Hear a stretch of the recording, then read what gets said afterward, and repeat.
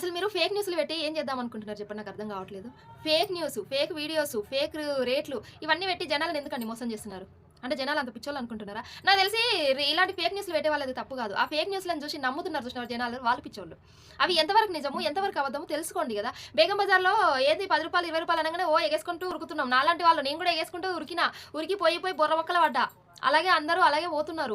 పోయి బోర్ల బొక్కల పడుతున్నారు. వాళ్ళందరి కోసమే నేనైతే ఈ వీడియో తీస్తున్నా. అసలు రియాలిటీ ఏంది, రీల్ ఏంది అనేది మీకే అర్థమవుతుంది. నేనైతే దీని గురించి ఒక లాంగ్ వీడియో అయితే చేసిన.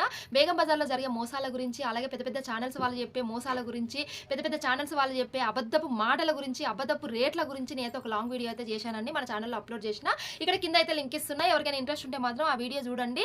జస్ట్ ఒక 5, 6 మినిట్స్ ఆ వీడియో కోసం కేటాయించండి. రోజు గంటల తరబడి రీల్స్ చూస్తూ ఉంటారు కదా! ఈ ఒక్క రోజు జస్ట్ ఒక 5, 6 మినిట్స్ ఆ వీడియో కోసం మీ టైం కేటాయించి ఆ వీడియో పూర్తిగా చూసి స్కిప్ చేయకుండా పూర్తిగా చూసి మీ అభిప్రాయం కామెంట్ చేయండి.